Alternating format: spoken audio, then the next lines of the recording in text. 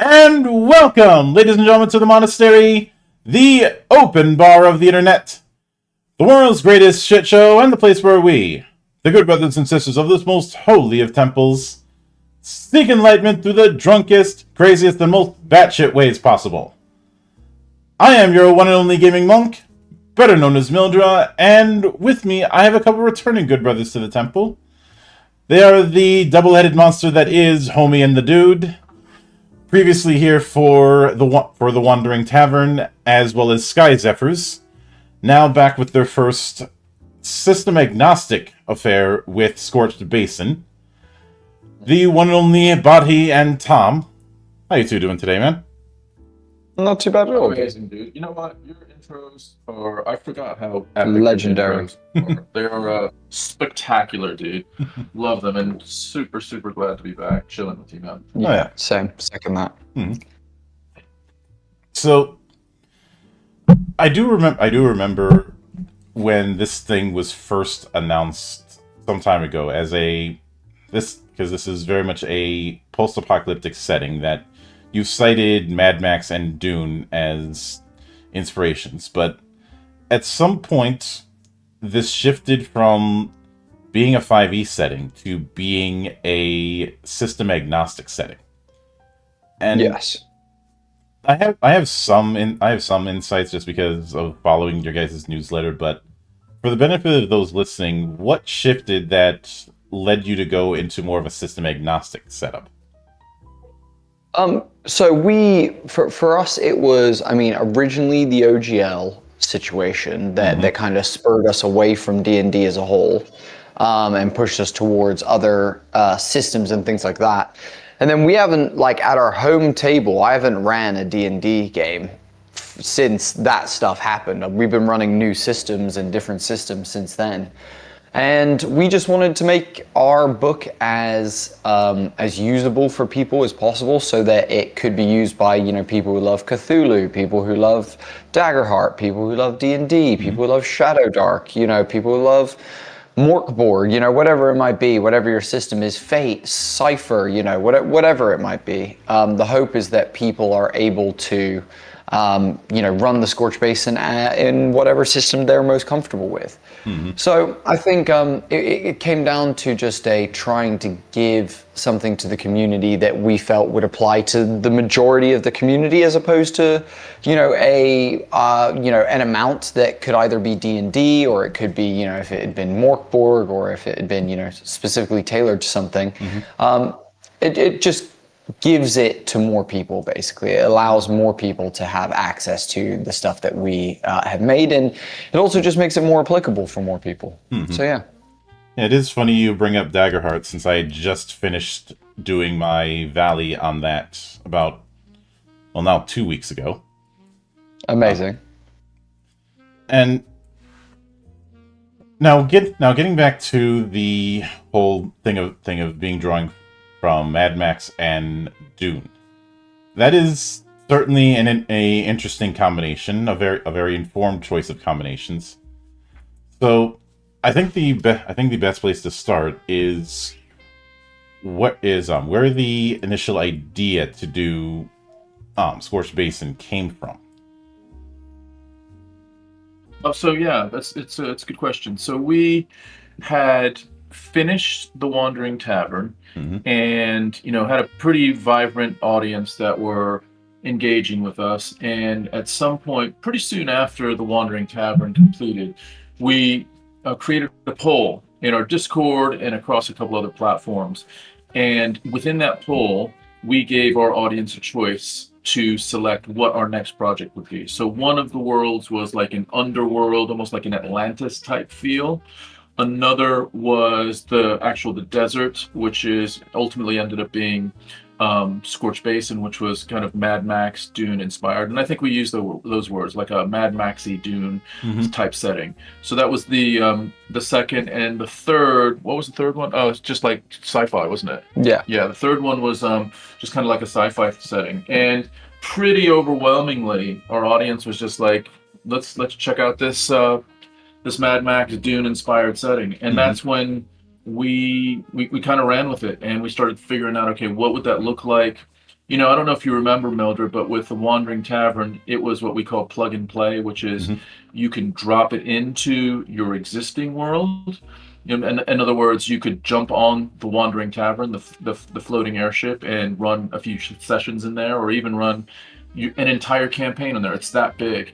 And so we wanted to replicate that with Scorched Basin. We wanted it to be something that you could, and ultimately it became a meteor crash site. So in the world that you're running, whatever system and whatever, you know, genre you're in, you could come across this meteor crash site that's literally like 1,500 miles across, right? It's a huge basin.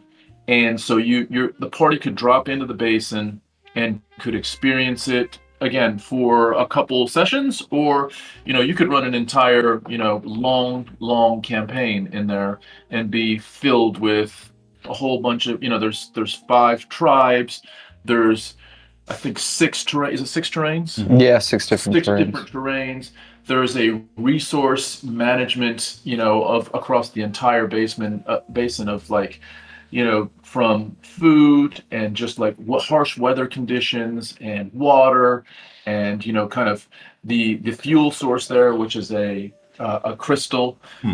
So we started just kind of building it out. And you know how the creative process is. Once you start an idea, that starts building on another idea, and Bodhi and Emily, the 2 authors of the book, eventually started kind of creating the world. And it's pretty crazy, you know, that here we are a year and a half later, and we have 300 plus pages of tribes and NPCs and vehicles and weather conditions and Mm-hmm. terrains and plot hooks. It's pretty crazy how we got here. Yeah, and admittedly, when you bring up the whole idea of a meteor impact that just vastly changes the environment, one of the things that immediately sprang to mind, and this might be a bit of a stretch, is the book Roadside Picnic. Okay. If you're not familiar with Haven't it, heard that of it. was the book that would be the main inspiration for the Stalker series of games. Okay. Yeah. And a lot of it is very much focused on this place known as the Zone, where things don't work as they normally should, and Yeah. the people of the Zone are divided into a bunch of different factions, and there's usually a thing of this one central area that a lot of people are either trying to get to or trying to keep people out of. And Yeah.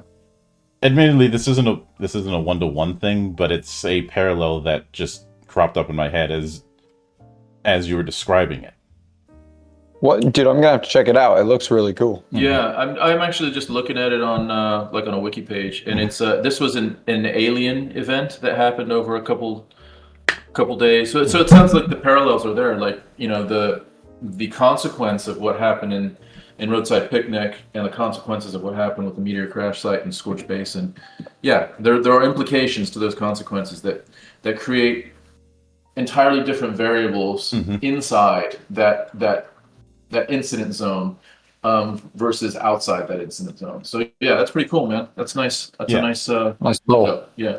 And the vibe that I get with the basin, the place around this meteor, is, for starters, if I'm not mistaken, the current time frame that any sort of adventuring party or whatnot or any campaign would take place is implied to be about at least a century after the thing dropped. So in a roundabout way, you're dealing with a post-apocalypse. Yeah, so it's actually we have 500 years of history from when the meteor crashes into the coastal town that originally existed. And so you have 500 years from when the apocalypse happens, leading into that post, like you said, post apocalyptic. And it's these new, like you said, new areas forming, new peoples forming, new cultures forming, and that kind of devastation, what it causes and where it pushes people to, how they, kind of bounce back, and how, the beings there, like many things, that are around for a disaster, you see, places like Chernobyl and stuff, the plant life has taken the place back. It's starting to get overgrown. It's starting to get, I guess, brought back into nature. So it is one of those where this basin is now, its terrain has changed, its kind of temperatures have changed, and thus the people within inside it have had to adapt their lives and the way they live, and have developed new religions and new beliefs and all manner of stuff over those 500 years that we've given people, basically. Yeah, and the other thing is we I don't know if you remember with the Wandering Tavern, Neldra, but we had a timeline in the book that that kind of laid out. In that case, it was laid out the evolution of the tavern itself. Like over the course of so many years, additional parts were built onto the Wandering Tavern. Well, that was that timeline. We carried on that idea onto the book of Scorched Basin, and so there's a really, really cool visual in the book of how things have evolved within Scorched Basin. So that's pretty cool, just on a just almost like an entertainment and also informative way, just to understand the evolution over the centuries in the basin. Oh yeah, and for those who are unaware, the big reason I refer to as a post-apocalypse is, as mentioned with the whole nature reclaiming in Chernobyl, a post-apocalypse is where the bomb is certainly dropped, the meteor has fallen, the end of the world happened, but so much time has passed since then that new civilizations, new cultures have emerged. Yeah, Yeah. exactly. No, your description's exactly right. Because we actually talked about that for a while. We were like, okay, so is this post-apocalyptic apocalyptic? And then we started understanding that so much time had passed that in fact it was post. So yeah, that's nail on the head thing with that one. Yeah. I guess I could liken it to how a lot of there's a certain parallel with the ancient civilization motif in fantasy fiction that's almost analogous to I'd imagine how Roman ruins would have been treated post fall of Rome. Yeah, I see what you're saying. I think it's similar to like pop culture stuff like Fallout. It's got a very similar kind of energy of like, if you took each individual vault as a new culture based on how they're kind of living in the things that are being conducted in that vault, it gives you that kind of post feeling of like there is something going on, but like you said, new cultures, new people, new religions, new ideologies, new lifestyles, all of that begins Technology appearing. as well. Like, and then there's different definitions of technology within the basin. So, one tribe, their technology is around building these kind of Mad Max warboy type vehicles, which they kind of, they mash together from different bits and pieces that remain in the basin to make these, what we call bashers. And they just get off on cruising around the basin as fast as they can to access what they call a speed state, and that's their euphoria. That's their enlightenment space for that. So that's one level of technology. There's another. What's the driving force underneath everything in the basin is when the meteor crashed, a phenomenon occurred, which was there was a creation of a particular crystal that still exists, and it is a finite resource. So this crystal has very special properties to it, and some properties are that you can create effectively the equivalent of petrol in a combustion engine, but also there's other really cool properties. So You can grow food with it. You can grow food. You can power other pieces of technology. You can, inhale it to use it for magical abilities and things to kind of enhance your player character by giving them some sort of a brand new magic system that we basically have created, and develop that in an interesting way. So yeah, a lot of the technology is vastly different. The Scaras are spear and shield folk with hides and basic clay pots and things like that. Where then you have the Kai, who are these regal folk who live with like neon Tron lines that light up their spaces. They have, technology and robots moving around. They have cameras and video and things like that, holograms. So it's a vastly, diverse space within, basically what is 1,000 miles is essentially I think it's 1,500 miles from one side of basin to the other. But there's so much diversity in that small, space there. Oh yeah. So you can select, from the 5 tribes, there are unique choices to make as a party or as individuals within the party on what you really vibe with in how you would want to experience the basin. So that's another really cool thing is, the GM can present the world to you, and then you can start down selecting what your experience wants to be and how. And also, like, the tribes interact differently with each other. So some are kind of aligned. Let's not say complete allies, but at least they have an amnesty amongst themselves, and in some degrees they actually work together in some ways, where others are literally mortal enemies. They'll want to, if they saw an opposing tribe of this particular enemy, it would be fight to the death, right? So there's an element of just navigating how you want to be experiencing the basin. Do you want to be aligned and kind of in a less war mentality, or do you want to just kind of get in there and want to dominate and want to kind of shake things up? There's many options for you. Do you want to be a little bit more of a magic creator? Do you want to be more of a martial tribe? So there's a bunch of stuff that gives you options on how to experience the basin.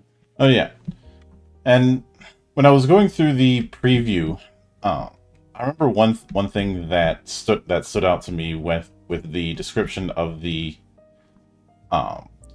Skara was was going into great detail on their combat tactics, especially with their shield wall tactics, which is something I've seen in certain war games and certain historical games, but it's not something I see as often for games that are speaking in universe in a fantasy setting. Mm-hmm. And I'm curious what spurred on going into that kind of detail about something like a shield wall, for instance. So I actually primarily worked on all what we call the combat essentials throughout the different faction chapters. And it was basically because even though the Basin, there is what's known as the Harmony Accords, which are, a tentative peace treaty that's been kind of brokered here. Combat and melee and little wars and skirmishes and battles still break out across the Basin. And we needed to make sure that players kind of understand how these people fight and how these people interact and how they kind of operate, more for GMs than players, but we wanted them to understand how to run them in combat. So, the awesome thing about the Skara shield wall is the GM could use different groups of shield walls on the battlefield and move them forward as like a clustered single NPC, like a swarm kind of situation if they wanted to. Players can get into a shield wall, so a player could join like the front row, the second row, the volleying row, the third row kind of thing, or one of them could even be the command soldier, who's giving the instructions about moving the wall and doing all this kind of stuff. So we wanted to just give people a lot of options and interesting lore about that kind of stuff. And also, we're huge MMA fans. We love martial arts, and so I love baking that stuff into my settings and my systems, because it just adds a level of depth that I think we miss sometimes when we're playing TTRPGs, and it's like, oh, I swing my sword, cool, roll this, add your modifier, oh, you hit, cool, roll your damage, and we move on. And there's not a whole lot of like, oh, well, my Skara has a Skara unique style, which is, I have really fast footwork. So I'm going to try and dodge from one side to the other, and then I'm going to try and leap in the air and stab the person, just above their collarbone to try and pierce, their heart and their arteries, and things like that. That's not something that is kind of done, but we're hoping we can encourage some more of that kind of creative combat play. And also, the other thing is, I love the shield wall tactic. It's such a fantastic thing that existed in history, and it's such a powerful tool. So it made sense that these incredible warriors, the Skaras, who are these, just absolute badass fighters, would have this gorgeous strategy where, as a unit, they can work together in their like shared shield wall, their shared squad. But then they're also all completely unique. That's hence their Skara unique style. So that then when you fight one individually, no two Skaras are the same. They're two, one will fight you with a short spear and will be a lot more about footwork. Another one will have a big shield and will be a lot more about defensive tactics and poking at you from a distance, those kinds of things. So it becomes, it just adds depth to it, honestly. And yeah, I'm, like I said, big fan of combat and martial arts and stuff, so I wanted to bake some of that in if I could. Yeah, and I've made no bones about the fact that I'm very much a proponent of giving martial classes more things to do than basic attack. I've been clowning on the whole fighters aren't supposed to be powerful narrative for the entire time I've been playing tabletop, which is going all the way back since I was 10 years old. So you know exactly what we're dealing with then. But Now, given the fact that you have multiple factions with their own cultures, their own traditions, their own backgrounds, and the like, one of the trickier things that can happen within settings that have that is the question of how you get people from different backgrounds to act within a party in a sense without falling into the trap of you all meet at a tavern. To give an example of what I mean, consider the different clans in Legend of the Five Rings, or the different great houses in BattleTech. Each of them are very, very distinct from each other, and with one rare exception, there isn't really a incentive to have people from multiple factions in the same party for a campaign. Do you have something set up that would kind of act as a lead-in so that could be done without it falling into the "you all meet at a tavern" cliche? Yeah, I think it's a great question, dude. I think it's a really, really great question. I think so. Yes, these people are very, very different. And actually, in some cases, like an unsettled person would really not find a writer very tasteful at all, regardless of how, friendly or kind that person is. They just have a differing of beliefs and things like that. However, like most TTRPG parties that are usually a gaggle of random folks, a cluster of people who have come together. I think the motivation is often, it could be a group motivation. So for example, something new has arrived or something has changed that means that actually having a group of people come together would actually help the situation. Or, it could be a situation where each person has an individual motive that they're all kind of chasing individually while, using this group kind of to kind of work together and achieve those individual goals. So I think there's space for all of it. I think because you're going to have people in the Basin, everyone does want similar things, which is, we want to protect the crystal. Each group kind of wants the crystal for themselves. Mm-hmm. And if anyone were to make a play to take the crystal for themselves, other tribes would kind of unify together against that other group, basically, and pull their kind of their allegiances together for a beat, basically. So I think there's loads of ways that you could pull a team together, not to mention we are in harmony accord times, which is, when there is tentative peace. So people are moving between the factions, are kind of, getting to know other factions and things like that. That's not, inhibited or not allowed. So I would say, honestly, you just don't need to start in a tavern. There is no taverns other than like in the Kai and like maybe some of the vehicles that the riders are in, but there's not really, taverns. There's the Longhouse and the Skara village, but you've got to be in the village, So it is a case of, GMs are going to have to come up with like, are you all nomadic that have been exiled from your tribe and you're trying to, find a new path? Have you left for a reason? Have you been sent on a mission to go and do something? Those kinds of things. So, it is one of those when you do have people with differences, it's something that GMs are going to have to put some thought into. But I think, with a basic little bit of pulling on our lore and putting some thoughts together, I think it should be pretty simple for everyone, realistically. Yeah. For me, it's just a case of providing guidance. Guidance is something that I'm very big on. I'm very big on not having people just get thrown into the middle of the deep end of the pool and being told swim. Damn it.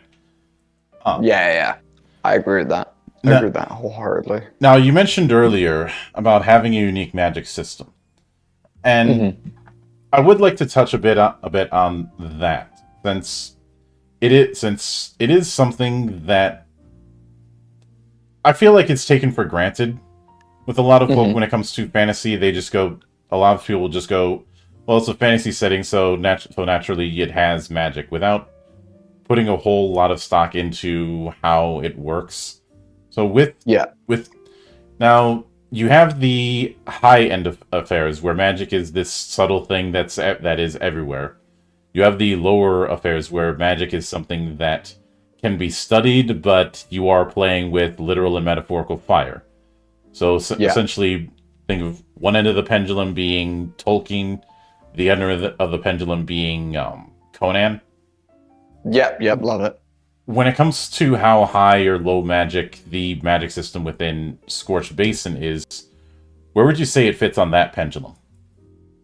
That's a great question. That's an awesome question. I would say it's so across the basin. There's a couple of different magical things that are kind of going on.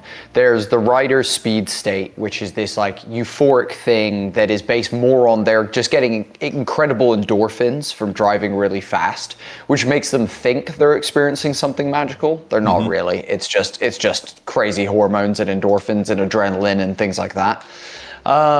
Then you have like the Doflocker, these people that live underground that sing to frequencies and use sound as their kind of like essence and how they both communicate, and they can use the sound to do various different things like blast holes in rock or charm things or, communicate an emotion to someone, that kind of stuff.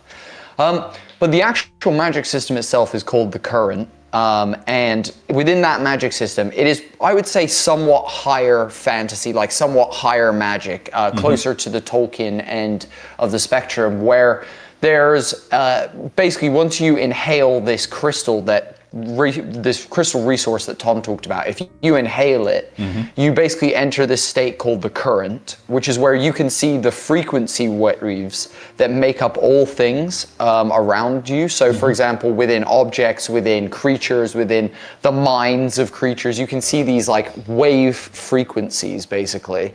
And then what you can learn to do is manipulate those wave frequencies. So you can learn how to, by changing those, waves and manipulating them, have these effects that to the outside world seem magical, basically.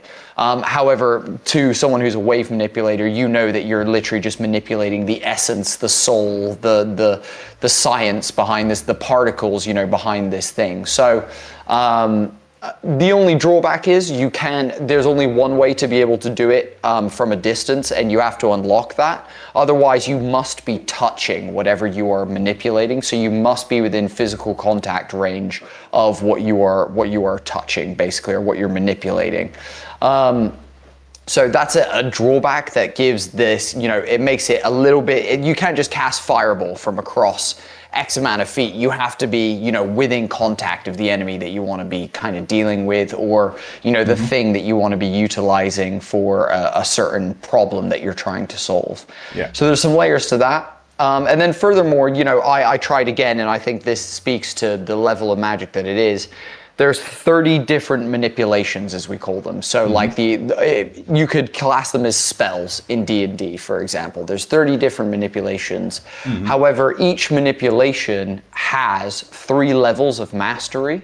So as you progress through your character's skill, you can also level up your mastery of certain manipulations that you have, meaning that, each one then has 3 stages of power, 3 stages of usefulness, that progressively get better the more badass you are, basically. And so there's just a lot of depth to it. So I would say because of that, and because technically the magic is all around you and you can manipulate most things, I would say that it's closer to the Tolkien end of the spectrum. Yeah. Though in that regard, it does sound like there are upsides and downsides to using the magic, but I don't think the stereotype of the frail magician is going to be a default assumption based on what you've described here.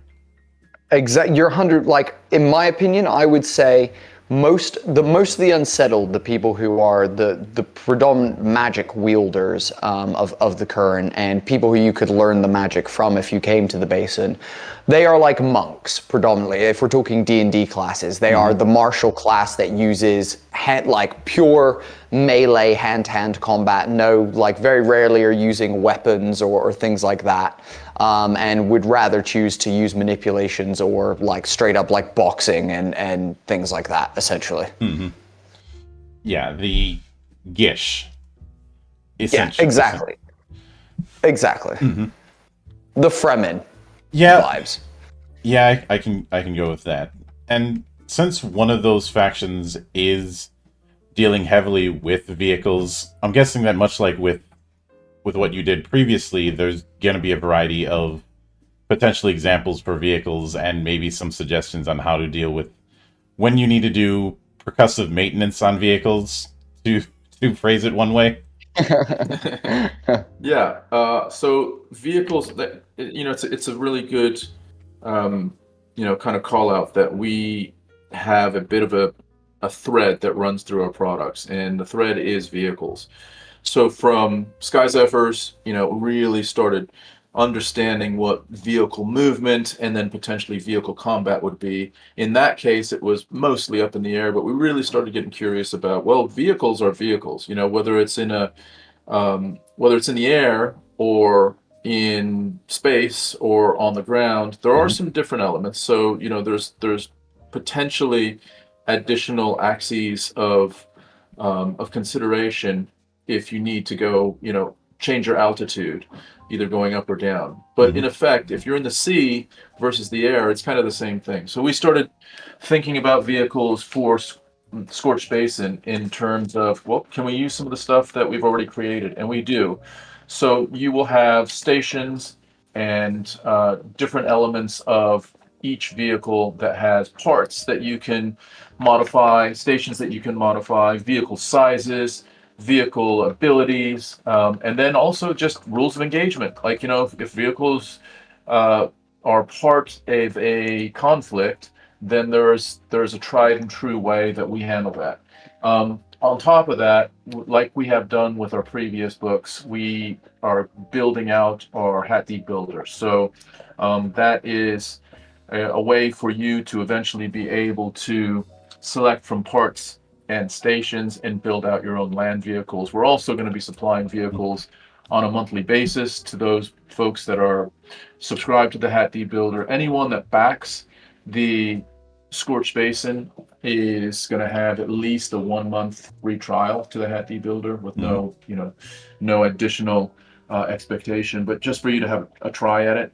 And so, that's cool. And then we've got some STLs that are dabbling in vehicles. There's a stretch goal out there that is, I don't know if you've seen the website yet, Mildred, but there's a stretch goal out there that if we hit it, it will be this glorious war rig that we have. It's kind of like a mutant amalgamation of a bunch of different other vehicles that makes it into a really, really cool looking.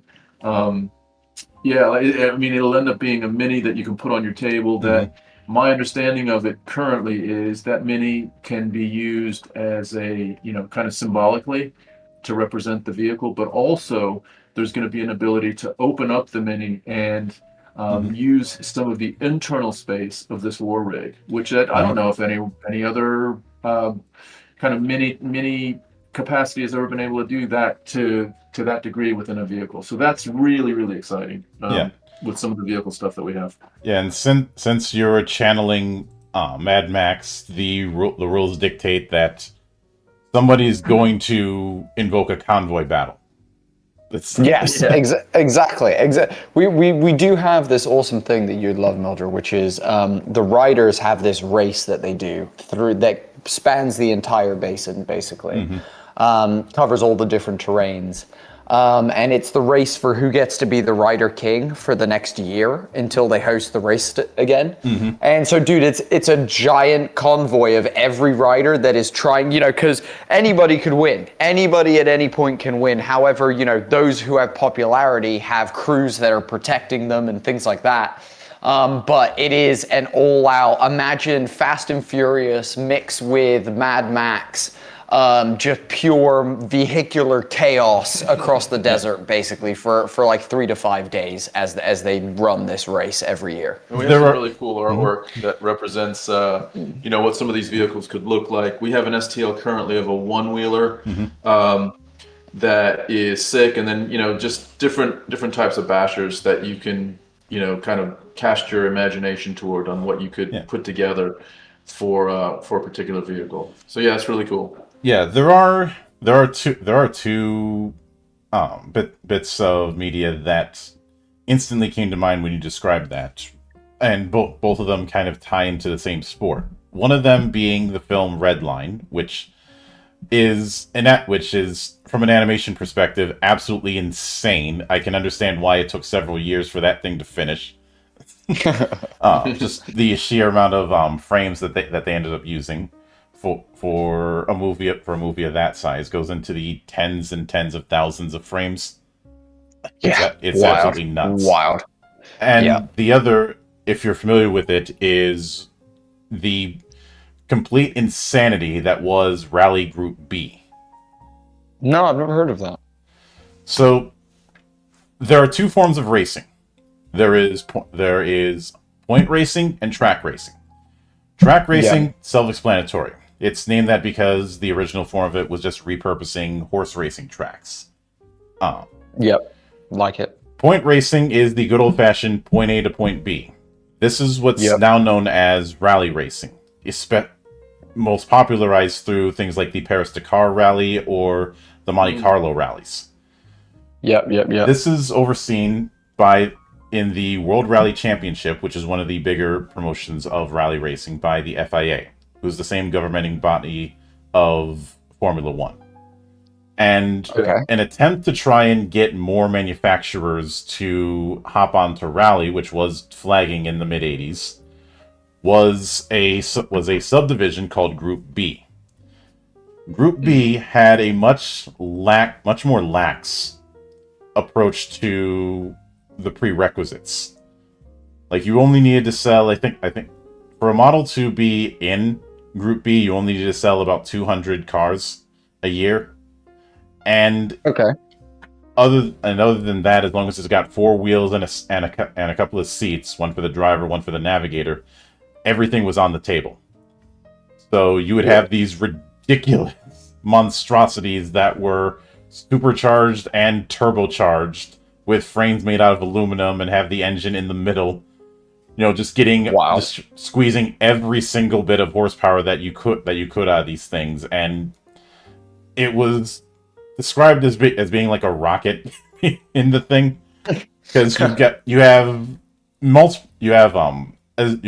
far more horsepower in much less weight, which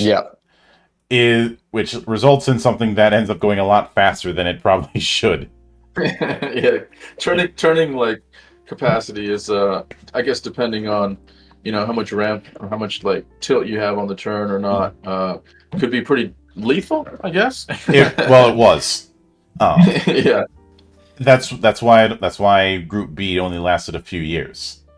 But yeah, but people have a certain fondness, a certain romanticism for it, because it was quite literally the Wild West when it came to designs. You would see some crazy stuff that you wouldn't see anywhere else. So, dude, how the hell do you know so much about rally racing, dude? This feels like every time we talk to you, I feel like you introduce us to a new bit of like niche lore. Yeah, of niche lore that you have stored away in the temple's archive here that you've been saving to just whip out on a scroll or something. How do you know so much about rally stuff, dude? And like the F1 and is that something you're into, or just something you took an interest in at some point? It is.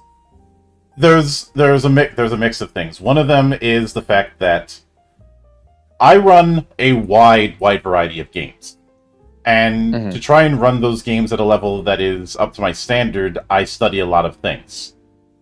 Okay. And it's not like I was holding off on this on the off chance that I get to break it out in an interview. It's more of if I hear something that it fits, then I bring it up. But yeah, I do a lot of studying, a lot of researching things in general. I've loved watching documentaries since I would go to the Omni Theater at the Science Museum when I was a little kid, and incredible. That kind of always expanding your horizons has been a core mantra long before anyone knew who Mildred was. Nice. Okay. I love that. And yeah, I do enjoy my fair share of motorsport, especially since it means I get to clown on Ferrari for getting in their own way again. I don't go out of my way to pick on Ferrari or certain teams, but when they keep screwing things up for themselves and being their own worst enemy time and time again, I think I'm within my rights to clown on them. Yeah, dude, I think you're justified, dude. I think, dude, Ferrari have been so close to the top for so long, and they just never quite can like get out of their own way to pull it off, dude. That's dude. Again, I love, dude, that you just have this vastness of knowledge to your repertoire, dude. It is fantastic, dude. It's what makes you a really like incredible and I feel like every time we talk to you, we learn something new for ourselves and also just something new from yourself. Like I love that you used to go to the Science Museum when you were younger and enjoy documentaries. That's so cool, dude. That's such a niche little fun thing to have done as a kid, man. I think I respect that. Last podcast you used to say, you mentioned to us that when you were younger, you'd go to the library and slowly just kind of work your way through the library. Yeah. Do you remember that? Libraries and bookstores. I would go in there from opening to closing, so I'd be in there for about 12 hours straight. Obviously not the whole 12 hours. I'd go and get myself some lunch or go to the bathroom or something. But that was what prompted the guy who ran that library to give me a spare set of keys for a while because I was in there so much. I didn't think That's awesome. But the other reason that I go into so much studying is, oddly enough, tied to my favorite Star Trek story. Not any specific episode, but the story of the development of the Wrath of Khan. The best Star Trek movie. Yeah. And its producer, Harv Bennett. Harv Bennett was brought on largely because he had a reputation for maintaining a budget, and the first film went massively over budget because the original effects house produced stuff that wasn't up to par. Which may sound strange when you look at the movie, but that's what happened. And when he signed on for the project, he had not seen a single episode of Star Trek. So in preparation, he watched the entire original series and took notes. May have even watched some of the animated episodes. I don't know if that happened, but given how thorough he was, it wouldn't surprise me. But the notes that he had, he used as the basis for the original script treatment. Then shifted things around when that got leaked because Roddenberry was pissed off. But I've always looked at that level of research as the baseline. I like that, dude. Yeah, I think that's the thing. When you dive into something, when you dive in to create something, you gotta have that. You gotta have that knowledge. You gotta have that level of depth. And I think that's a really good way to look at it, dude. And I think it's things like we are hearing. How many times have we heard in like whether it's Marvel or Star Wars or freaking like the latest one I can think of is the new HBO Harry Potter show. People being like, oh yes, the new director is signed on and they've never read the book or they've never even touched the video game or they've never watched the movie. And it's like, geez, like, cool. But if you are going to come and do it, then you've got to go and do your research. Like you just said, you've got to go and, give some investment to the craft because that's the other thing is if you're there to just ship it in and to just, tick a box, then you're not going to make something that's going to be legendary. You're going to make something that's going to be, probably, it could be above average, I guess, but it definitely is not going to be filled with that passion that you can feel when someone, intimately understands the space and intimately understands, the lore or the history or the, whatever it might be. You can tell. You can straight up tell. I think you do a really good job. Like, so Bodhi and Emily are the two writers on Scorched Basin, and Emily is much more around sort of high-level lore, let's say, and Bodhi is the underpinning continuity of it all, and just kind of probing and poking at, well, if we do go in this direction, how does that affect this other thing? And I think we just have an appreciation for really, really well thought out world building, and whether that's from our consumption of some of Brandon Sanderson's work, who we think is, he's pretty meticulous with just the iteration and tertiary and further considerations of how one particular part of his world might affect another part of his world. It's something that's important to us. You don't want someone. I mean, you've gone through a movie and you at some point have thought during the movie, wait, how the hell can that happen? Like why don't they just jump on the giant eagles and go straight to fucking Mordor? That's that type of thing. Yeah, exactly. It's making sure that it all functions and works within the space that you're in, and making sure that you can understand that space that you're in so that you can make the rules and then break your own rules as well and be able to create stuff that is fun and innovative in that space as well. And there's a couple things I'll note on that. One of them is I've had this philosophy of I'm working with people who, no matter how much I study, are going to be able to completely pants me on knowledge of the subject matter. So I need to at the very least meet them halfway. Is one thing. The other thing is a long time ago, and this was before I started doing interviews, I sat down with somebody who had been a writer and producer on a lot of television series, especially a lot of television series for Nickelodeon. Okay. And one of the concepts that he brought forward to me was the idea of a series Bible. This is intended to be a document that contains the characters, relationships, story arcs, all that, in a way to keep everything internally consistent. Yeah. I love that. He had also exposed to me a concept that was used in the original Gargoyles cartoon called Tiers and Tentpoles, which I've somewhat used whenever I've done campaigns. Tiers and Tentpoles was this idea of certain episodes that could be arranged in any order, but only between specific milestone episodes.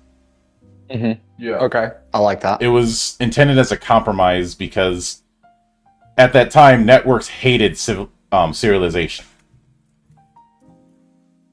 Absolutely hated it. And they would want to just have stuff that you could put in any order in any time slot that they wanted. Yeah, I see what you're saying. They wanted that kind of sitcom-y vibe where it could be, there's no true arc going on here. It's episode to episode basis. I see what you're saying. Yeah. Interesting. And but because it's only been in the last, I'd say, 15 months that I've realized that my approach that I had thought was the bare minimum of what's expected is not. Yeah, for sure. Yeah, dude, I have a bit of a proposition to you. You know how like businesses are, kind of signing on to having access to AI just, for a resource within the business and stuff. Yeah. I'm positioning that you are the hybrid between, when people say this is no AI, this is all human. I reckon we could bring you on board with AI level knowledge, but you're a human. So we could kind of thread that needle, bro. You could be like we could just type the question to you. You do realize what you're describing to me is a Mentat from Dune. yeah, literally.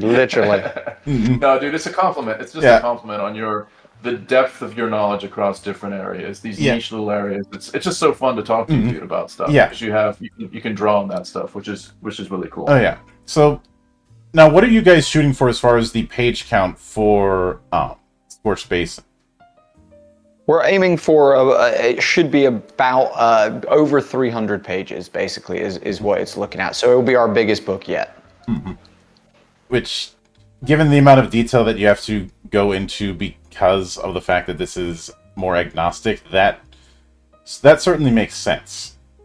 And I know it said you guys were shooting for December for delivery on the PDF version. Is that still the case, or do you think it's going to be early 2026? We're hoping to do December, dude. That would be the objective. Is we're gonna try and crank it out as quickly as possible. I mean, we're already a percentage done with layout and art and writing. Like the manuscript is, I think, 99.9% done, and the actual layout and stuff. Layout is probably like maybe 45% done, and art is about 30% done. So, you know, we're a good portion of the way through it. So we are trying really hard to hit that December kind of date, and we want to try and get it out before the end of 2025, so that everyone can have at least all of their digital stuff out kind of somewhat in, you know, essentially end of December, January, everybody will be getting their stuff is what we're aiming for. Books will be a little bit after that, like actual hardcovers will be a little bit after that, but not too far behind that either. Yeah, the process is that you, once the PDF is ready to go, then in theory, that version or a print-ready version of that PDF can now be sent to the printers, and then that starts the clock on about an 8 to 10 week lead time to get the actual hard copies in as well. So if we say end of December for delivery of the PDF, then you're looking at around end of Feb, maybe first or second week of March for hardcovers to be in everyone's hands. Which, I mean, dude, if you think about it, you know, I don't know how familiar you are with Kickstarters these days, but you could back a Kickstarter today and literally like go to sleep for 3 years and then wake up and then be like, okay, they still haven't contacted me on, you know, like, you know, where is this thing? So 3 years might be an exaggeration, but it could, you know, like there is, I think, an acceptance currently that if you backed a TTRPG book project, you're probably looking at, you know, 18 months to 2 years before you see that book. And we just wanted to shrink that down to get people their stuff as soon as possible. So ours is more like, you know, end of 2025 for the PDF, and then 10 weeks later. And, you know, things happen. Things happen around the world. Things happen with whatever. But that's our aspiration, and we feel like it's pretty achievable. Oh yeah, and I will most definitely be looking forward to that. Oh yeah, dude.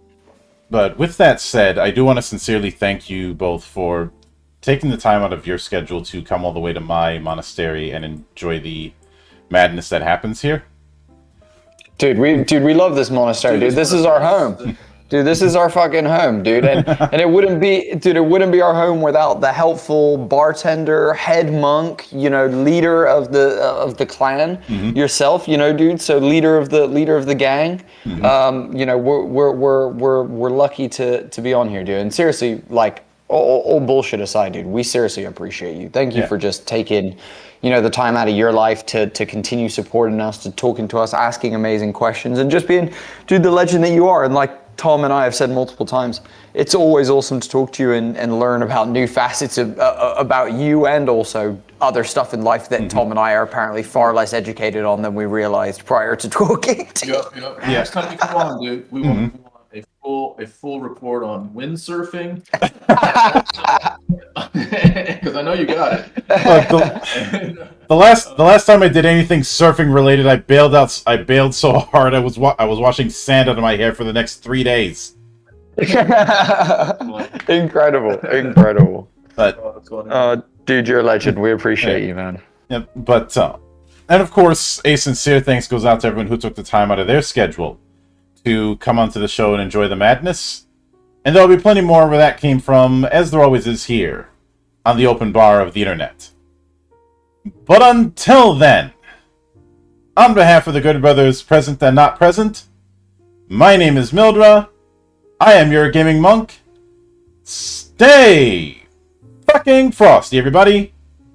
Hell yeah.